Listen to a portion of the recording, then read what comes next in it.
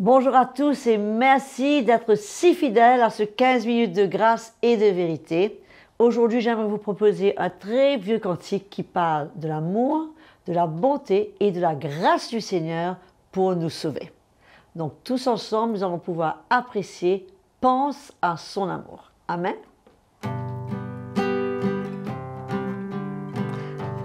Pense à son amour, pense à sa bonté, pense à sa grâce pour nous sauver. Car autant les cieux sont élevés, aussi grande est la mesure de l'amour du Père. Grande est la mesure de l'amour du Père. Comment oublier son amour? Comment oublier sa bonté? Il satisfait, il satisfait, il satisfait tous mes désirs.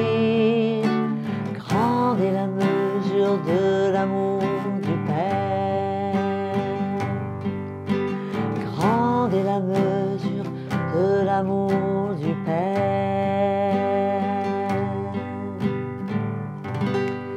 Alléluia, n'est-ce pas merveilleux, cet amour, cette bonté, cette grâce du Seigneur pour nous sauver. Et aujourd'hui, dans la série des déclarations des apôtres, le pasteur Mickey Hardy va nous parler de cette fameuse déclaration de Paul à Tite au chapitre 3, au verset 4, où il parle justement comment il nous a sauvés selon sa miséricorde. Mes frères et sœurs, pas selon ce que nous avons pu faire, pas selon nos œuvres, pas selon notre vie extraordinaire, mais c'est selon sa miséricorde. Et il faut se souvenir que le fait que Jésus soit venu mourir sur cette croix n'était pas un événement, ni une exhibition. C'était le seul moyen pour que vous et moi, nous puissions être sauvés.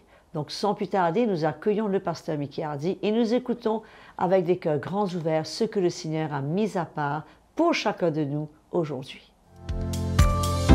Bonjour à tous, frères et sœurs. Bienvenue encore à notre programme 15 minutes de grâce et de vérité. Et je profite pour remercier Audrey de nous entretenir et nous aider à louer et adorer le Seigneur tous les jours par un petit chant merveilleux. Merci encore Audrey. Donc, 15 minutes de grâce et de vérité, en ce moment, c'est trouver dans les épîtres les déclarations des apôtres pour nous encourager, pour nous édifier, pour nous instruire, et nous enseigner la manière de vivre, ce que le Seigneur s'attend de nous, des instructions claires, comprendre la volonté de Dieu. Amen. Parce que nous vivons sur cette terre et il y a tellement de situations, tellement de, allons dire, de moments de challenge, de défis, que nous avons tellement besoin de savoir comment réagir, comment faire face, comment réagir à toutes ces situations de la vie, par la grâce de Dieu toujours. Amen. Donc nous allons lire aujourd'hui dans l'épître de Paul, l'épître de Paul, oui, à Tite.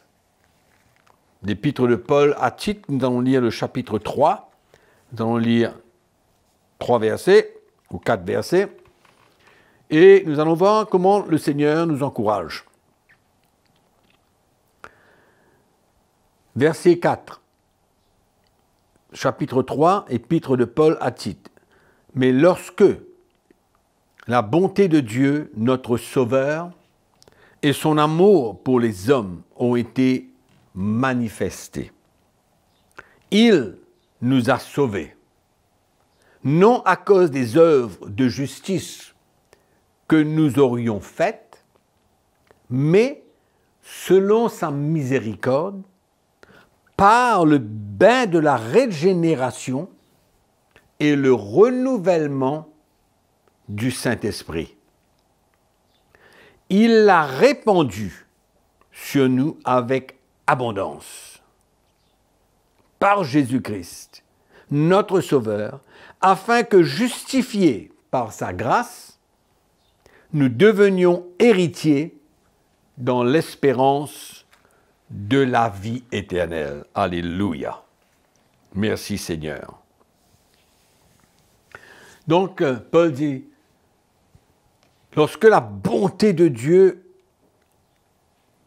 et son amour pour nous, pour les hommes, ont été manifestés, bien sûr, par la croix, par le don de sa vie, par le sacrifice de sa vie. Amen. C'est ça que nous connaissons. Dieu a envoyé son Fils mourir sur cette croix, prendre les péchés de l'homme. Amen. Afin que quiconque croie ait la vie éternelle. C'est merveilleux. Et nous avons cru. Pour nous, les frères et sœurs, nous les chrétiens, nous qui avons expérimenté la nouvelle naissance, qui avons trouvé bon, avec une vraie conviction dans notre cœur, de nous repentir et de laisser le sang de Jésus-Christ nous purifier, nous laver.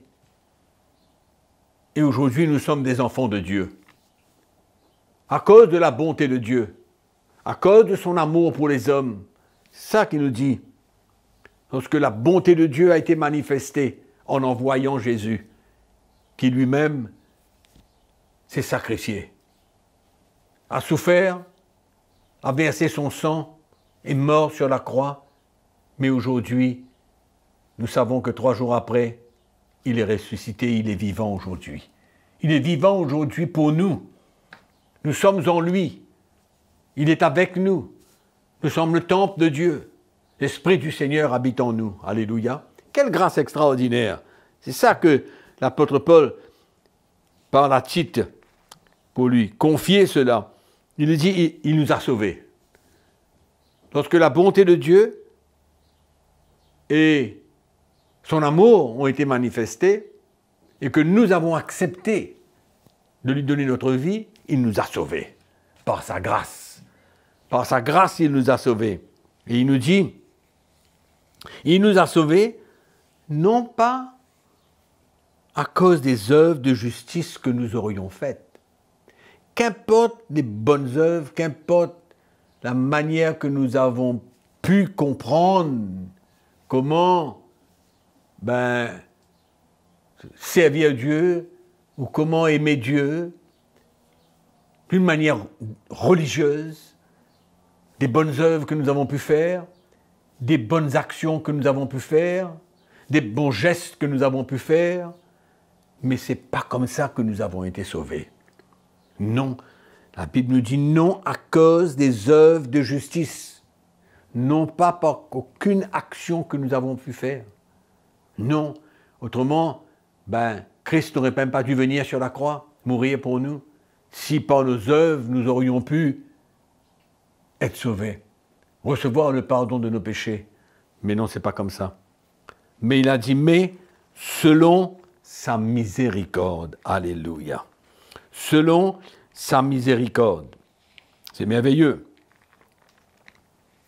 C'est comme si que Dieu, quand il nous a vus, quand il a vu le monde, quand il a vu l'état que nous étions, dans le péché, loin de Dieu, séparés de Dieu, et qu'il a envoyé Christ,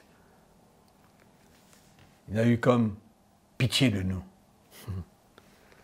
De nous voir dans cet état, souffrir, loin de Dieu, contrôlé par l'ennemi, possédé par les mauvais esprits.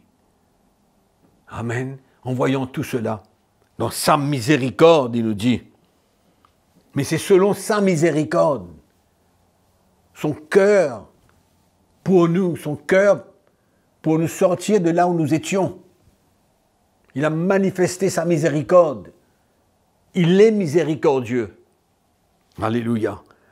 Et il nous dit, ce salut a été obtenu selon son cœur, selon sa miséricorde envers nous, Mais comment? Par le bain de la régénération et le renouvellement du Saint-Esprit. Alléluia. Régénération. Comme quoi que Dieu, allons dire, nous a reconstitués. Il nous a renouvelés. Il nous a refaits. Spirituellement, nous avons été reconstitués, régénérés, refaits. Alléluia. Dans l'esprit, spirituellement, nous avons été changés, complètement, refaits. Qu'est-ce que l'apôtre Paul nous dit dans 2 Corinthiens chapitre 5, au verset 17? Parole extraordinaire. Si quelqu'un est en Christ, amen. Si quelqu'un est en Christ, il est une nouvelle création. Nouvelle création, régénérée, renouvelée, refait, reconstituée par le Seigneur. Alléluia. Il est une nouvelle création. Les choses anciennes sont passées. Voici, toutes choses sont devenues nouvelles. Amen. Est-ce que nous voyons ce que le Seigneur a fait? Est-ce que nous comprenons réellement, clairement? Est-ce que nous apprécions ce que le Seigneur a fait pour nous? Ce qui s'est passé dans notre cœur, dans notre vie.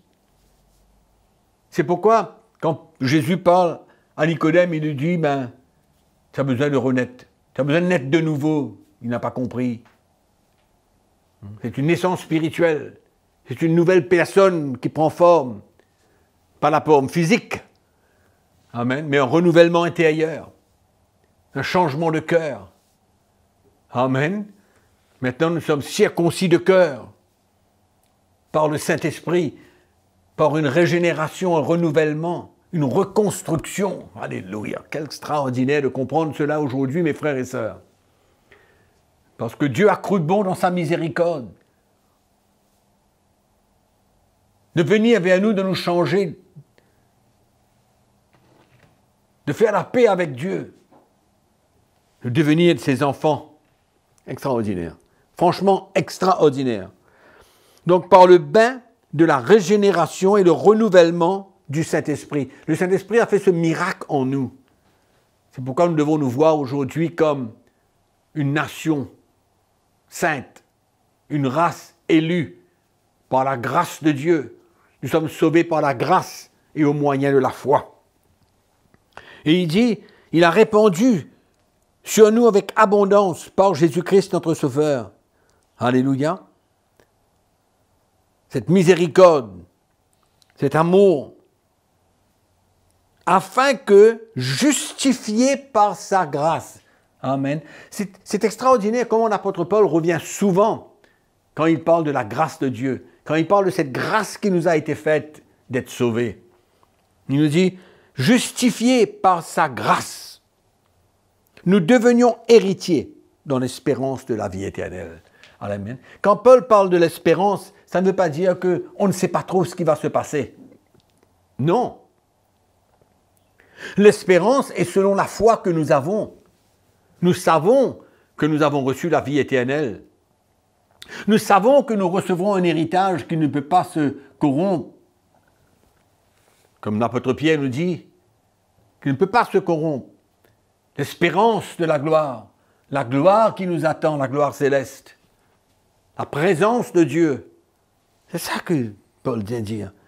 Afin que, justifiés par sa grâce, nous devenions héritiers dans l'espérance de la vie éternelle. Gloire à Dieu, mes frères et sœurs. Soyons encouragés quand nous réalisons ce qui s'est passé dans notre vie et ce que nous pouvons nous attendre, vivre par la foi aujourd'hui dans l'espérance de la vie éternelle. Et c'est une certitude. Amen. Que le Seigneur vous bénisse. Soyons encouragés encore aujourd'hui et que la grâce de Dieu vous accompagne, sans oublier que nous vous aimons. N'est-ce pas un salut merveilleux que le Seigneur nous a accordé par sa grâce? Mes frères et sœurs, je veux vous encourager à partager ce message avec autant de gens que vous connaissez, car je suis sûre que parmi ceux que vous connaissez, beaucoup, eux, ne connaissent pas Jésus et ne connaissent pas ce plan merveilleux de salut. N'oubliez pas aussi de liker et toujours la petite cloche au bas de votre écran afin d'activer les notifications et continuez à nous écrire, à nous parler de ce que la parole de Dieu fait dans votre cœur. Et je vous donne rendez-vous sans faute pour la prochaine session de 15 minutes de grâce et de vérité avec le pasteur Mickey Hardy. Et je vous dis donc à très bientôt.